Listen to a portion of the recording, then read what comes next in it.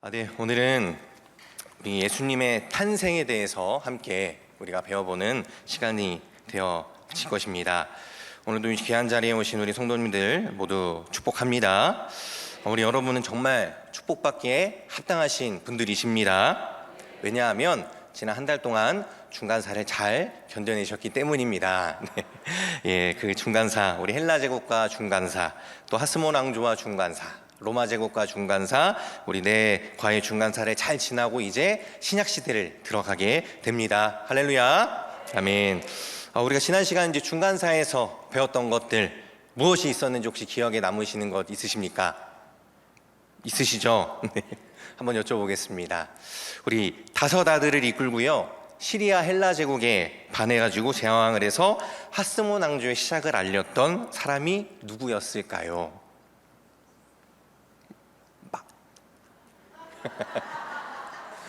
마타디아였습니다. 마타디아, 예.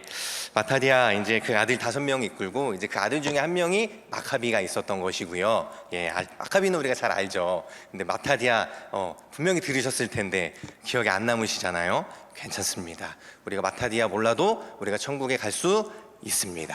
예, 그런데 기억을 하시면 더 좋겠지요. 예, 그런데 우리가 이 중간사를 통해서 우리가 그 무엇을 기억하고 무엇을 우리가 남겨야 되는 것인가, 많은 스토리의 내용들을 우리가 더 잘 알고 있으면 신약 성경을 이해하기가 더 수월합니다. 그런데 우리가 사실 그걸 다 우리가 기억하지 못하고 있을지라도요, 우리가 잊지 말고 기억해야 될 사실은 무엇이에요? 말라기 선지자 이후에 400여 년의 시간 동안 성경은 그 내용들을 말해주고 있지 않습니다. 그러나 하나님께서는 일하셨다라는 사실입니다. 세계 열방을 통치하시는 하나님께서 계속해서 그 예수 그리스도의 탄생을 위해서 일하셨고, 그 하나님이 지금도 저와 여러분을 위해서 일하고 계시는 하나님이심을 우리가 믿어야 할 줄로 믿습니다. 그렇게 하나님께서는요, 페르시아 제국을 지내고 헬라 제국을 지나고 또 로마 제국을 지나서 누구를 우리 가운데 보내주신 거예요? 예수님. 우리가 내일 모레 영화를 보러 가죠? 킹 오브 킹스, 왕 중의 왕이신 우리 예수님을 우리 주님께서, 하나님께서 우리 가운데 보내주셨습니다. 우리가 오늘부터 총 6시간에 걸쳐서 이제 예수님의 생애를 배우게 될 텐데요, 그 예수님의 삶과 우리가 그 사역을 통하여서 우리가 하나님의 섭리를 깨닫는 저와 여러분 되시길 축복합니다. 예수님의 탄생은 참 기쁜 일입니다. 그런데 그 예수님의 탄생이요, 그냥 기쁜 일이 아니라 우리가 오늘 특히 우리가 통성경 노래에도 나오듯이 뭐라고 나오냐면 기쁨을 위한 탄생이다라고 이야기하고 있어요. 새 생명이 태어나는 일 자체가 참 기쁜 일이죠. 우리 출산을 해보신 분들, 자녀를 키우시는 분들은 아마 누리고 계신 그 기쁨일 텐데요, 생명이 태어나는 것 자체만으로도 참 기쁜 일이겠지만요, 그 예수님의 탄생이 정말 특별한 것이 무엇입니까? 그 한 아기의 탄생으로 말미암아서 온 인류가 구원을 받을 수 있게 되었다라는 것입니다. 그래서 그리스도는요, 그의 탄생은요, 온 인류를 구원하시기 위한 하나님의 사랑의 결정체이다라고 여러분 기억하시면 좋겠습니다. 저와 여러분을 너무나 사랑하시는 하나님께서요, 그 하나님의 최고의 사랑의 표현 방법이 누구신 거예요? 예수 그리스도신 것입니다. 그런데 그 예수님의 그 탄생, 그 예수님의 탄생을 나타낸 그 마태복음의 족보를 우리가 이제 살펴보려고 하는데요, 그 족보를 보면 예수님이 어디 시골 마을에서 태어나긴 하셨지만 아무런 족보도 없고 어디 하늘에서 그냥 뚝 떨어진 그런 사람이 아니라요, 성경에서 예언한 대로 오신 분이었다라는 것을 말해주고 있다는 것입니다. 우리 마태복음 1장 1절 말씀 우리 같이 함께 읽어보겠습니다. 아브라함과 다윗의 자손 예수 그리스도의 계보라. 맞습니다. 우리 마태복음 1장 1절, 말라기 선지자가 끝낸 이후 이제 400여 년씩 공백을 뚫고 기록된 책, 이제 처음 위치의 자리에 마태복음의 첫 시작이 바로 지금 우리가 함께 읽었던 이 본문이었다는 것이죠. 마태복음 1장은요, 예수님의 족보에 대한 이야기를 먼저 해주고 있습니다. 마태는요, 동족 유대인들이요, 예수님을 소개하고 싶었던 것이었어요.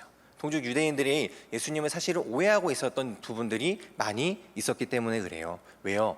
계속해서 예수님의 사역했던 그 모든 시절들과 그것들을 그 종교 지도자들이, 대제사장들을 비롯한 그들이요 계속 그것을 곡해했기 때문이었습니다. 그래서 마태가 이 마태복음을 썼을 그 시점에서도 유대인들은 역시 여전히 예수님은 그냥 좀 훌륭한 선지자 정도로 알고 있는 사람들이 많았기 때문에 그랬을 것입니다. 그런데 분명히 마태는 알고 있었던 거였습니다. 성경에서 기록된 그 메시아가 바로 그 예수 그리스도였다라는 사실이었습니다. 그래서 그 마태가 이제 제사장 나라의 이미 형식만 남게 되어지고요. 유대인들은 예수님에 대해서 오해하고 있는 그런 상황 가운데에서 이제 그 오해를 풀고자 그 족보 이야기로 처음에 이제 이야기를 시작하게 된 거였었습니다. 그 예수님이 우리 민족과 아무런 상관이 없으신 분이 아니라 우리의 민족의 조상이었던 아브라함, 그리고 우리가 가장 사랑하는 왕인 다윗 왕의 그 혈통의 계보를 이어서 오신 너무나도 분명한 분이다라는 것을 말해주고 싶었던 것이었습니다.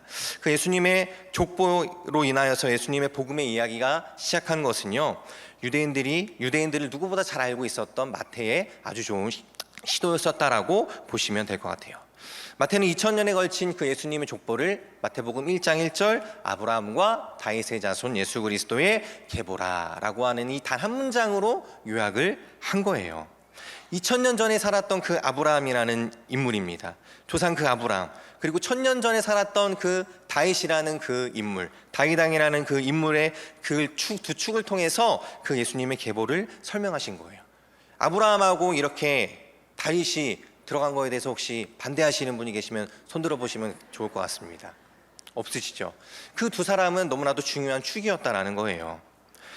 개인적으로는 우리가 야곱을 더 좋아하실 수도 있고요, 또 히스기야 왕을 또 좋아하실 수도 있습니다. 그런데 하나님께서 아브라함을 통해서 내가 너로 큰 민족을 이루겠다라고 말씀하셔서 시작이 되셨고, 그 약속이 이삭과 야곱에게로 흘러갔던 것이지 않습니까?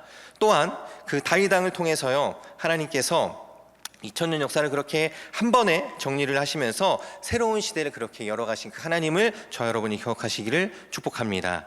아브라함은 민족 공동체의 상징이라고 보시면 되는 것이고요, 다윗은 나라 통치의 상징이 되는 인물이라는 것입니다. 그러니까 이 두 상징이 되는 인물들을 들어서 마태는 그것을 한 번에 2000년의 역사를 정리하면서 새로운 약속의 시대, 새로운 신약 시대가 열리게 되어지는 것이에요.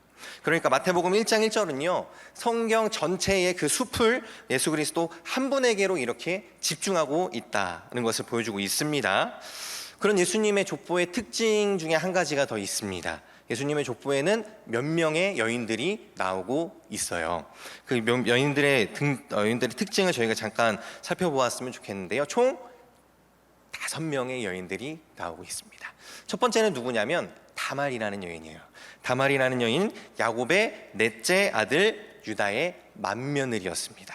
그런데 그 맏며느리가 야곱이 아니죠, 유다랑 동침을 해서 자녀를 낳아서 이어가고 있는 거예요. 예. 왜냐하면 첫째 아들이었던 엘이, 그러니까 다말의 남편이었던 엘이 하나님이 보시기에 악을 행하여서 죽임을 당해요. 계대 결혼법이 있었잖아요. 그래서 그 동생한테 이제 그것이 가야 되는데 그 동생 오난이 자기는 싫다고 도망가요. 그래서 하나님이 그게 또 악하게 봐가지고 그 동생 오난도 죽어버려요. 그 동생 이제 셋째가 있었습니다. 셋째는 이제 셀라라고 해서 있었는데 아직 어른이 되지 않은 상태였던 거였어요. 그래서 그렇게 할 수 없어서 시간이 좀 흘렀는데, 시간이 흘러서 어른이 되었음에도 불구하고요, 유다가 그렇게 해주지 않는 거예요. 그렇게 해주지 않으니까 이 다말이 어떻게 하냐면 지혜를 통해서 자기가 시아버지 유다가 이제 술에 좀 취했을 때 창녀로 변신을 해가지고 들어가서 동침하고 아이를 낳았다라는 성경의 내용이 있습니다. 그 쌍둥이가 베레스와 세라라는 이야기예요.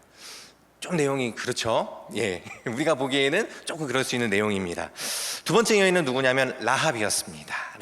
라합은 우리가 참 믿음의 여인으로 우리가 받아들일 수 있어요. 너무나 훌륭한 여인이에요. 왜냐하면 그 두 정탐꾼을 숨겨줌으로 인하여서 그 여리고성이 무너뜨리는데 너무나도 큰 공을 세웠던 여인이었기 때문에 너무나 훌륭한 여인입니다만, 그 여인의 직업이 뭐였을까요? 우리 성경에는 기생이라고 나오는데 세번역 성경이나 영어 성경을 보면은 이제 매춘부 창녀라고 이렇게 표현이 되어져 있죠. 그 세 번째 여인은 누구냐면 룻기의 주인공 룻이죠. 룻 역시도 그 어머니의 믿음을 받아들이고 돌아와서 보아스랑 결혼을 해가지고 그 하나님의 족보를 이어갔던 너무나도 훌륭한 여인이지만 어느 나라 사람이에요? 유대 사람이 아니라 모압 여인, 여호와의 총회에 들어오지 못하는 그런 모압 여인이다라는 그런 이야기가 또 있다라는 것이죠. 네 번째 여인은 밧세바입니다. 밧세바. 사무엘하 11장에 나오는 그 밧세바 사건, 우리가 잘 아는 그 밧세바 사건, 밧세바에겐 사실 문제가 없었죠. 밧세바가 잘못한 게 뭐가 있어요? 누가 잘못한 거예요? 다윗이 잘못을 했겠습니다. 다윗이 그 밧세바를 범함으로 인하여서 어떤 일을 해요? 우리아를 죽이게 되죠. 우리아를 죽이고 그렇게 얻은 부인이라는 그런 도덕적인 면에 있어서 굉장히 큰 문제를 갖고 있는 여인이 주인공이라는 거죠. 다섯 번째 여인은 누굽니까? 우리 예수님의 어머니 마리아입니다. 마리아는 문제가 없죠. 근데 우리가 아니까 문제가 없는데 그 당시에는 문제가 있었어요. 왜? 처녀가 아기를 잉태했다라는 것입니다. 처녀가 아기를 잉태했는 그 당시에는 정말 돌에 맞아 죽을 일이었었던 거예요. 그렇게 해서 이 5명의 여인을 우리가 면면을 조금 살펴보니까 문제가 있죠. 근데 사실은 이 여인들 문제가 있는 것도 있지만 그 족보에 올라갔다라는 것은 뭐냐면 그만큼 하나님이 또 마태를 통해서 인정하셨다라는 겁니다. 그 여인들이 아니었더라면요 대가 끊길 뻔했던 적이 너무나 많은 거예요. 그 하나님 예수 그리스도의 족보가 쭉 흘러져 내려와야 되는데 그 끊겼을 때마다 이 다말을 통해서 또 라합을 통해서 또 룻을 통해서 이렇게 하나님이 역사하셔가지고 그 흐름이 쭉 이어져 내려올 수 있었던 그 하나님의 믿음의 여인들이 그 족보에 올라왔다는 것입니다. 근데 여기서 이제 마태가 특별히 이 여인 중에 한 명에 대해서 조금 다르게 표현했다는 것을 저희가 기억을 해주셨으면 좋겠습니다. 누구냐면 밧세바입니다. 밧세바가 어떻게 표현이 되고 있을까요? 우리아의 아내라고 나와요. 예, 누구 아내예요? 다윗의 아내 아니에요? 결국 죽었을 때는 다윗의 아내로 끝났으니까 그럼 다윗의 아내로 표현을 해줘야 되는데 그렇게 하지 않고 우리아의 아내라고 이렇게 마태가 일부러 표현했다라는 건 뭐냐면 그 사건을 꼬집고 싶었다라는 이야기입니다. 왜 그렇습니까? 처음에 나왔던 아브라함과 다윗의 자손, 우리가 그렇게 훌륭하게 생각하고 사랑하는 다윗, 지금도 유대인들이 가장 사랑하는 왕이라고 하면 다윗이라고 하잖아요. 그런데 그 다윗 왕 역시도요 그 범죄함으로 인하여서 모두 다 하나님 앞에 죄인일 수밖에 없는 그 사람이라는 것을 마태는 보여주고 싶었던 거예요. 그들이 얼마나 자부심이 대단했을까요? 그 오랜 기간 서러움을 가지고 있었던 이스라엘 백성들, 그 영광의 시대, 다윗의 시대를 살면서 그 영광을 자기들이 그렇게 다시 한번 늘 꿈꾸고 싶었는데 그 다윗 역시도 하나님 앞에서 우리 예수 그리스도의 보혈의 은혜의 피로 죄사함을 받아야 되는 인물이라는 것을 그렇게 말해주고 싶었던 것이 마태의 족보의 특징이라는 것을 저와 여러분 기억하시기를 바랍니다. 사람의 눈에는 큰 자가 있고 작은 자가 있을 것입니다. 우리는 그것을 따지면서 누군가에게는 잘해주기도 하고 때로는 차별하기도 할 수 있습니다. 그런데 하나님 앞에서 우리 모두는 죄인일 뿐이라는 것입니다. 높은 자나 낮은 자나 젊은이나 늙은이나 하나님께서 보시기에는 모두가 똑같은 은혜가 필요한 사람들이라는 것입니다. 우리 모두 예수님 그 이름 앞에 무릎 꿇고 엎드리며 나아가기를 소망합니다. 우리 주 예수 그리스도의 은혜로 살아가는 저와 여러분 되시기를 축복합니다. 아멘. 그렇게 우리 예수님께서 그 족보의 내용을 통하여서 이렇게 이제는 정말 태어나는 그 모습을 우리가 함께 살펴보면 좋겠습니다. 그 모든 인류의 구원을 위해서 그 은혜를 베푸시기 위해서 예수님께서 이 땅에 오시는 그 길에 귀하게 쓰임받은 사람들이 있었죠. 첫 번째는 누구였습니까? 바로 예수님의 육신의 부모인 마리아와 요셉입니다. 마리아는요 어느 날 갑자기 나타난 천사를 통해서 하나님의 뜻을 그가 받게 됩니다. 그리고 마리아는 순종함으로 나아가게 돼요. 우리 누가복음에 나오는데요 1장 31절과 38절 이어서 읽어보겠습니다. 보라 내가 잉태하여 아들을 낳으리니 그 이름을 예수라 하라. 마리아가 이르되 주의 여종이 오니 말씀대로 내게 이루어지리이다 하매 천사가 떠나가니라. 아멘. 예, 마리아가 갑자기 나타난 천사에게 사명을 받습니다. 그리고 그 사명 기꺼이 받아들이겠다라고 그가 순종하며 나아가는 모습을 우리가 보았습니다. 근데 문제는 뭐예요? 마리아는 그렇게 직접 만났는데 자기하고 약혼했던 요셉이 있지 않습니까? 요셉에게 소식을 전했습니다. 자기가 임신했다는 소식을 전했어요. 요셉 입장에서 얼마나 당황스러웠을까요? 청천벽력과 같은 소식이었을 것입니다. 나와 결혼을 약속했던 여인이 아기를 가졌다고 그래요. 어떻게 해야 되는 거예요?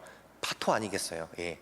결혼을 아직 안 했으니까, 약혼한 사이니까 파토를 내야 되는데, 그래도 또 분명히 아니니까 정리는 해야겠지만 그 당시 법 때문에 처녀가 이제 이렇게 임신을 하게 되면은 돌에 맞아 죽는 율법이 있었다라는 거죠. 그래서 그렇게 될 수는 없으니까 조용히 그냥 이 사건을 정리하기로 마음을 먹었습니다. 그런데 그때 이제 천사가 다시 나타나서 요셉에게도 똑같이 말을 해주고 있는 겁니다. 마태복음 1장 21절, 오늘 말씀 우리 한 번 더 읽겠습니다. 시작. 아들을 낳으리니 이름을 예수라 하라. 그가 자기 백성을 그들의 죄에서 구원할 자이심이라 하니라. 아멘. 네, 마리아가 말한 걸로 사실은 믿어지지 않겠죠. 어떻게 성령으로 잉태됐다는 게 그게 이해가 우리 상식선으로는 도저히 이해가 될 수 있는 부분이 아니기 때문입니다. 그래서 천사가 직접 나타나 가지고 그 이야기를 해주는 거예요. 그래서 그 요셉은요, 그 천사의 분부대로 마리아가 아기를 낳을 때까지 동침하지 않았고, 그렇게 예수님께서 이 땅에 오시는 길목에서 마리아하고 요셉이라는 이 젊은 부부가 참 아름다운 역할을 감당을 해주었다는 것입니다. 400년이나 하나님의 말씀이 오지 않았던 시기, 그럼에도 불구하고 요셉과 마리아는요, 그 하나님을 향한 그 온전한 믿음을 갖고 있었기 때문에 그렇게 아름답게 순종할 수 있었다라는 것입니다. 하나님께서 언제 우리에게 나타나 말씀하실지 모릅니다.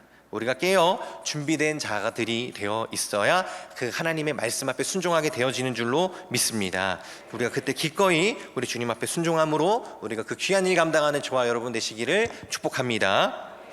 또한 그 주의를 우리가 감당할 때에는요, 또 드러나지 않지만 참 묵묵히 그 수고를 해줄 사람들이 반드시 필요하다는 거예요. 마리아가 그것을 거부했고 요셉이 또 그것을 거부했더라면 우리가 그 상상을 해볼 수 있는 것과 마찬가지로 그렇게 우리는 주님의 일을 감당함에 있어서 겉으로 드러나지 않고 누군가에게 칭찬도 받지 못하고 하는 그런 자리 가운데 우리가 있을 때가 참 많이 있습니다. 이번 수련회에서도 우리 중고청년합 우리 수련회 가운데에도 참 많은 분들께서 그렇게 귀하게 헌신해 주셨기 때문에 이번 수련회가 잘 진행되어진 줄 믿습니다. 우리 다시 한번 감사의 말씀을 드리고, 하나님은 다 기억하고 계시는 줄 믿습니다. 우리가 주님을 위해 기꺼이 사명 감당하시는 저와 여러분 되시기를 축복합니다. 그렇게 우리 마리아와 그 요셉의 순종으로, 그들의 헌신으로 인하여서 예수님께서 이제 정말 태어날 때가 되었어요. 해산할 때가 되었습니다. 그 예수님의 탄생을 준비하고, 이제 그 둘은 예수님의 탄생을 직접적으로 준비하고 있었다면, 또 역사 속에서는 하나님께서 그 예수님이 탄생을 위해 준비하고 계셨다는 부분을 좀 보았으면 좋겠어요. 바로 로마 황제 가이사 아구스도, 우리가 배웠던 그 옥타비아누스라고 하는 그 황제가요, 로마의 초대 황제가 무엇을 내리냐면 호정령을 내린 거예요. 다 자기 고향으로 가가지고 자기의 호적을 정확하게 해라라고 하는 그 명령을 내렸다라는 것이었습니다. 아마 이전에도 이후에도 없었던 일일 것이에요. 왜 그렇게 했습니까? 세금을 많이 걷어야 돼서요. 이제 자기가 초대 황제로 이제 즉위를 했잖아요. 황제로 즉위를 해서 나라를 든든히 세워가야 되는데 뭐가 필요해요? 돈이 필요한 거예요. 그럼 돈을 어떻게, 세금으로 걷어야 되는데 세금을 거두려면 사람들이 누가 어떻게 살고 있는지 정확해야 되지 않습니까? 그래서 다 자기 고향으로 돌아가라고 이야기를 한 거예요. 그래서 마리아하고 요셉도 나사렛에서 이렇게 베들레헴으로 왔지만 또 그 당시에 많은 유대인들이 세계 각국에 흩어져서 살아가고 있었던 거예요. 그 사람들도 다 와가지고 이제 호적을 해야 되는 그런 사상 초유의 일이 벌어지게 된 것이라는 것입니다. 그래서 아구스도 황제가 명령한 대로요, 그 호정령에 따라서 마리아하고 요셉도 살고 있었던 나사렛이라는 동네에서 이제 베들레헴으로 향하게 돼요. 나사렛에서 이제 베들레헴이 거리가 몇 킬로인지 찾아봤더니 150km라고 나오더라고요. 지금도 차로 2시간 정도 가야지 갈 수 있는 거리라고 해요. 근데 그 당시에는 걸어갔어야 됐고 마리아가 만삭이었잖아요. 참 쉽지 않은 여행 길이었을 것 같습니다. 근데 그 호정령이 내려지지 않았더라면 그냥 나사렛에서 태어났을 수도 있었을 거예요, 예수님이. 그런데 그렇게 되면 어떻게 돼요? 구약의 말씀이 온전히 성취되어지지 않는 겁니다. 그 일들을 위해서 하나님이 다 일하고 계셨다라는 거죠. 그렇게 해서 다 150km의 그 걸음이 힘들게 해서 이제 도달을 했습니다. 도달을 했더니 진짜 이제 예수님이 나올 때가 다 된 거예요. 그래서 이제 방을 잡으려고 이 여관 저 여관 다 찾아가 봤지만 말씀드렸듯이 세계에서 자기 고향으로 다 찾아오니까 방에 자리가 없는 거예요. 그래서 하는 수 없이 그 태어난 예수님은 어디에요? 말구유에 이렇게 눕히고 이렇게 예수님을 태어나게 해주는 그 모습을 저와 여러분 너무나 잘 알고 있으실 겁니다. 주님은 이들의 헌신과 충성을 통해서 이 땅 가운데 오셨다라는 겁니다. 어디에 약속된 대로요? 구약에 약속된 대로 이루어진다라는 거죠. 우리가 그 구약의 약속의 말씀 한번 읽겠습니다. 미가 5장 2절의 말씀 읽겠습니다. 베들레헴 에브라다야, 너는 유다 족속 중에 작을지라도 이스라엘을 다스릴 자가 내게서 내게로 나올 것이라. 아멘. 하마터면 나사렛에서 태어날 뻔했던 예수님이 하나님의 약속의 그 말씀이 성취되기 위하여서 정말로 베들레헴에 돌아가서 그 약속의 말씀이 이루어졌다라는 것을 우리가 성경을 지켜보면서 우리가 알게 되었다라는 거예요. 그 마국간에서 태어나신 예수님, 많은 사람들이 태어난지조차도 알지 못했지만 또 예수님의 예수님의 탄생을 축하하기 위해서 하나님이 보내셨던 사람들이 있었죠. 들에서 양을 치고 있었던 목자들, 그들이 그 예수님의 탄생한 그 소식을 듣고 나서 그 예수님을 경배를 합니다. 그리고 또 저 멀리 동방에서부터 박사들이 한 별을 보고 따라와가지고 그 예수님께 그런 세 가지 예물을 드리면서 또 경배드리는 그 모습을 저와 여러분이 또 너무나도 익히 잘 알고 있다는 것입니다. 그 예수님의 탄생하는 데 있어서 마리아와 요셉뿐만 아니라 그 동방의 박사들, 또 그런 들에 있었던 그 양치는 자들, 그들을 통하여서 그 예수님의 탄생이 복되게 하셨던 그 하나님의 계획하심이 있었다라는 것입니다. 우리 하나님께서는 1.1획의 오차도 없이 일하시는 분이신 줄 믿습니다.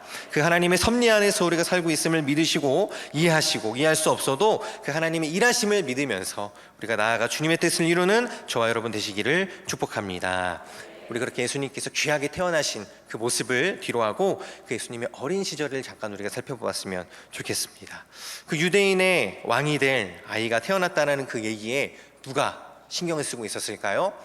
헤롯 왕이 신경을 쓰고 있었습니다. 정확하게는 대헤롯이라고 하는 그 헤롯 대왕, 왜냐하면 그 아들도 헤롯 왕이라고 우리가 읽기 때문에 그래요. 그 마을의 모든 어린아이들, 그 베들레헴과 그 주변에 있는 모든 마을의 어린아이들을 다 죽이라고 명령을 합니다. 그 참 안타까운 참사가 벌어지고 있는 그런 상황 가운데에서 마리아하고 요셉은 주의 사자가 알려준 대로 애굽으로 잠시 피신을 하게 됩니다. 그 애굽으로 피신을 해서 이제 다시 돌아올 때가 되었는데, 그 로마가 헤롯을요 유대 분봉왕으로 세운 이유는 그가 굉장히 여우 같은 사람이었기 때문이었습니다. 그렇다면 그가 왜 여우 같은 별명을 이렇게 얻게 되었는가? 그는 다 알고 있었어요. 그는 아수르, 바벨론, 페르시아, 헬라 제국, 그동안의 그 역사들을 다 꿰뚫고 있는 그런 사람이다 보니까요, 그런 지식들을 통하여서 굉장히 정치적으로 굉장히 능통한 사람이 될 수 있었기 때문에 여우 헤롯이라고 불리기도 했었습니다. 그 대헤롯이 죽은 이후에요, 유대 지방은요 그의 아들 헤롯 아켈라오한테 이제 이임이 됩니다. 분배가 됩니다. 이를 알고 있던 그 요셉이요, 그 다시 유대 지방으로 돌아가게 되면 다시 어려움을 겪을 수 있다라는 것을 알았기 때문에 그곳으로 돌아가지 않고 어디로 가는 것이죠? 나사렛으로 이제 가는 거예요. 그래서 예수님이 자라났던 동네가 어딘 거예요? 나사렛이죠. 그래서 나사렛 예수라고 그런 별명을 받게 되기도 합니다. 그런데 그 나사렛이라는 동네가 좋은 동네예요, 안 좋은 동네예요? 별로 안 좋은 동네였다라는 거죠. 왜냐하면 사람들이 말하기를 나사렛에서 무슨 선한 것이 나올 수 있느냐라고 그렇게 말을 할 정도였었으니까 별로 나사렛이 그 당시에는 인정받는 동네가 아니었다는 것이었습니다. 그럼에도 우리 예수님께서는 어디로요? 그 나사렛에서 가서 자라나셨어요. 근데 자라나셨는데 어떻게 자라나셔요? 잘 자라나셨다라고 누가복음이 기록을 해주고 있어요. 사복음서에서 유일하게 예수님의 유년 시절을 가르쳐주고 있는 것이 누가복음인데요, 예수님이 12살이 되었었을 때의 일이었습니다. 유월절을 지키기 위해서 가족들하고 다 같이 내려가셨어요. 나사렛에서 다시 예루살렘으로 내려가셨던 그 일을 다루고 있습니다. 그때 예수님께서 성전에서 만난 선생님들과 부지런히 율법에 대해서 듣고 또 질문도 하고, 또 듣는 사람들이 그 예수님의 대답이 참 놀랍구나라고 경탄을 하고 갔던 그 장면들이 나오고 있어요. 누가는 예수님에 대해서 이렇게 기록을 해요. 지혜와 키가 자라가며 하나님과 사람에게 더욱 사랑스러워 가시더라고 이렇게 기록을 해주고 있습니다. 비록 환경은 별로 좋은 곳에서 태어났습니다. 태어나지도 못하셨고 별로 좋은 동네에서 자라나지도 못하셨지만 예수님은 잘 크고 계셨다라는 것입니다. 환경이 중요한 것이 아니라 그 하나님의 인도하심이 더욱더 중요하다는 것을 보여주고 있다는 것이죠. 그렇게 예수님께서 12살에 또 예수님이 지나지고 이제 성경에서는 바로 30살 공생의 사역을 시작하는 예수님에 대해서 우리에게 말해주고 있습니다.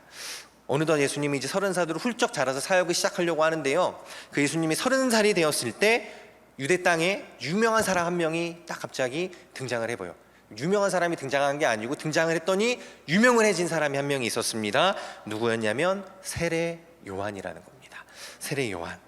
그는 이사야와 말라기 선지자가 말씀했던 그 예수님의 길을 예비할 엘리야로서 이 땅 가운데 왔습니다. 세례 요한의 사역 기간이요, 예수님이 공생의 사역을 시작하기 전 6개월밖에 되어지지 않았다는 게 참 놀라운 일이었습니다.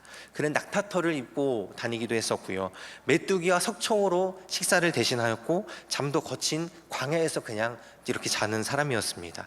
굉장히 야인과 같은 삶을 살아갔던 사람이었지만요, 그의 사역은요 사람들에게 침례를 베풀고, 그리고 설교는 또 일명 도끼 설교라고 하는 사람들에게 정말 패부로 찌르는 정말 정확한 그런 설교들, 그 당시에 사람들의 잘못을 이렇게 지적하는 그런 설교들을 통하여서요 그 당시에 유명인사가 되어졌다는 거예요.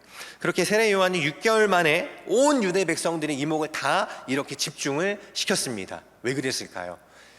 혹시 그가 메시아가 아닌가 하고 생각하는 사람들도 많이 있었기 때문에 그래요. 그가 메시아가, 드디어 우리가 기다렸던 메시아가 왔나 보다라고 많은 사람들이 그 생각을 해서 그 이목이 다 집중이 되어서 세례 요한에게 갔습니다. 그런데 그때 예수님께서 짠하고 나타나셨어요. 요한은 예수님을 하나님의 어린 양이다 라고 소개합니다. 그리고 예수님께 물로 세례를 베풀고, 그때 비둘기가 성령과 같은 성령이 비둘기와 같이 임하면서 이는 내 사랑하는 아들이요 내 기뻐하는 자라라고 하면서 공포하는 모습을 또 우리가 발견하게 되죠. 그러자 사람들이요 이제는 그 세례 요한이 아니라 누구인지 아는 거예요. 예수님이 우리가 기다린 사람이었다라는 거 알게 된 겁니다. 이제 그러니까 이 세례 요한의 제자들이 이제 배가 아픈 거예요. 우리 스승님이 참 훌륭한 분인데 갑자기 예수라는 인물이 등장을 해가지고 그 예수가 질투의 대상이 돼버렸던 겁니다. 그러나 요한은 너무나도 잘 알고 있었습니다.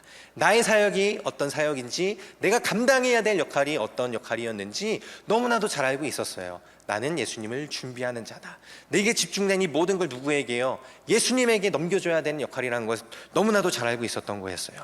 요한복음 3장 28절에서 30절 말씀을 같이 함께 읽어보도록 하겠습니다.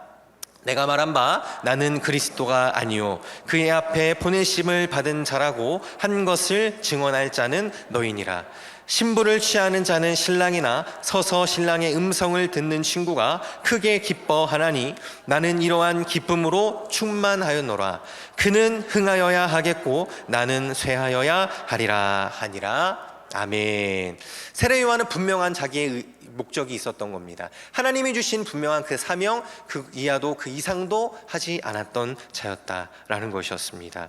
세례 요한은 그렇게 예수님의 길을 준비하는 사람이었음을 잃지 않았던 사람이었다라는 것입니다. 그 후에 세례 요한의 모습은 어떻게 되어집니까?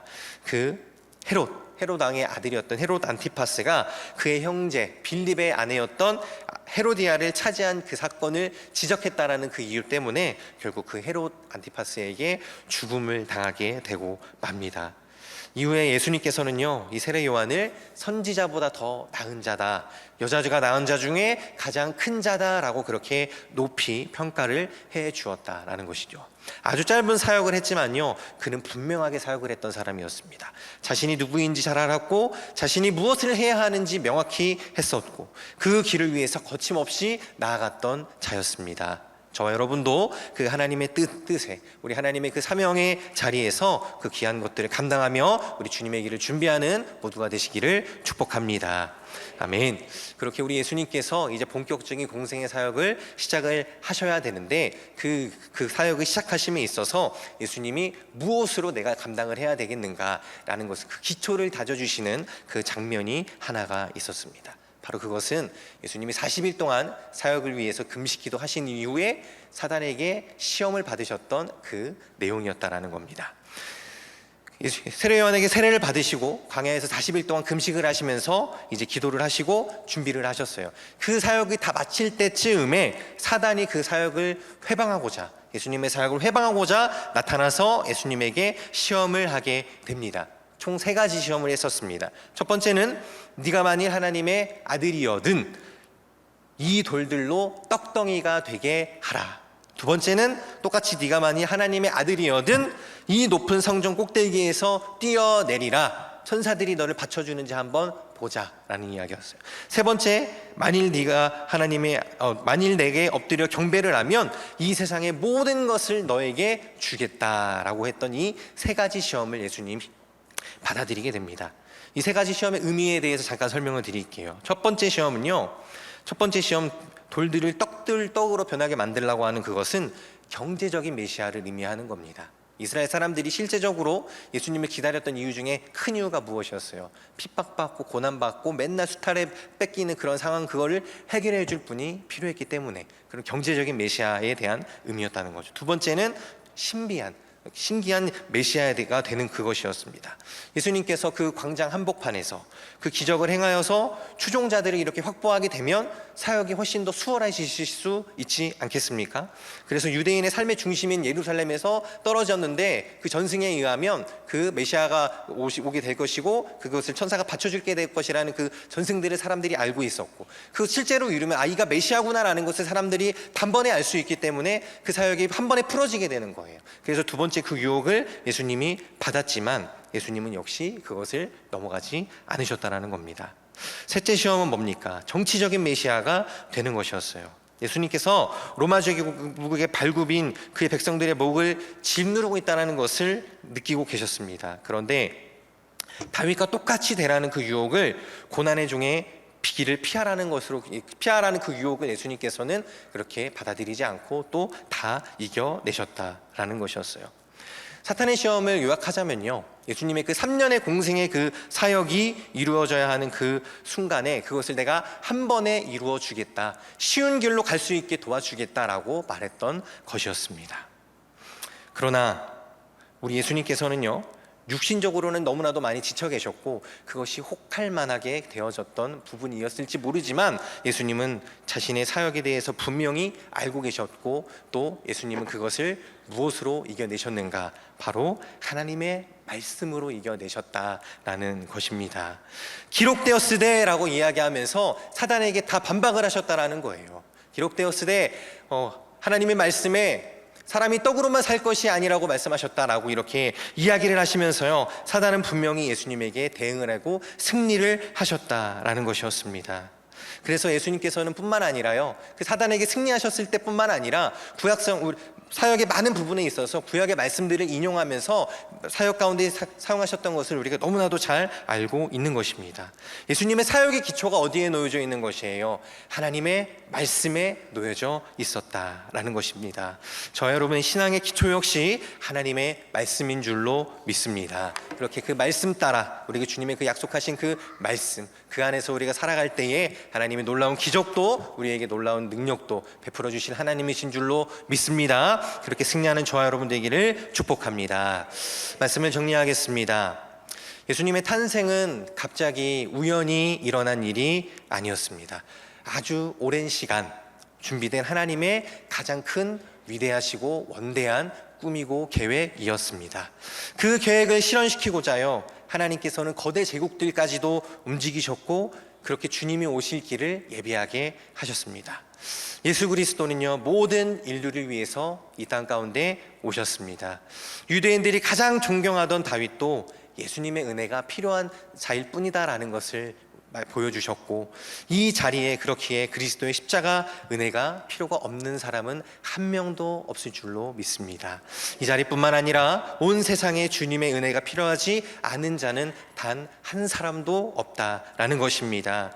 그리스도의 은혜만이 우리를 살리는 유일한 길인 것을 믿습니다. 그 은혜 앞에 날마다 나아가시는 저와 여러분 되시기를 축복합니다.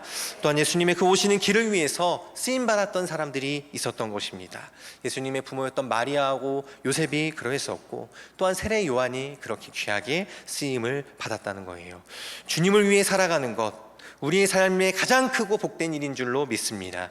누가 알아주지 않아도요, 하나님은 알고 계시고 하나님이 가장 귀하다고 우리에게 말씀해 주실 것인 줄 믿습니다. 그것이면 충분합니다. 그렇게 우리가 주님을 위해 살아가고 쓰임받는 형통한 인생을 살아가시는 저와 여러분 되시기를 소망합니다. 마지막으로 우리 주님께서 가셨던 그 길은요, 외롭고 좁고 힘든 길이었다라는 거죠.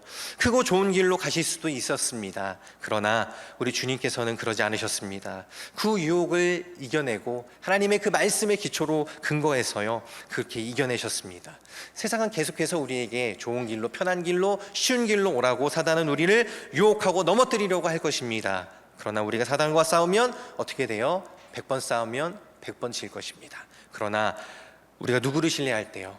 하나님을 신뢰할 때, 우리 안에 계신 그 예수 그리스도를 오직 바라볼 때, 그 주도권을 하나님 앞에 온전히 내어드리면 그 하나님의 약속의 그 말씀으로 말미암아서 100번 사단과 싸워도 100번 이기게 되는 저와 여러분 될 줄로 믿습니다. 그 승리의 길에 자리 가운데 서가는 저와 여러분 되시기를 축복합니다. 그렇게 날마다 우리 주님의 그 약속의 말씀, 우리에게 오셨던 그 메시아 예수 그리스도, 모든 것을 이루셨던 그 예수님의 그 삶과 그 생애를 우리가 늘 기억하시면서 오늘도 그 살아계신 예수님을 경험하시고 그 주님으로 인하여서 승리하시는 저와 여러분 되시기를 주님의 이름으로 축원합니다. 기도하겠습니다.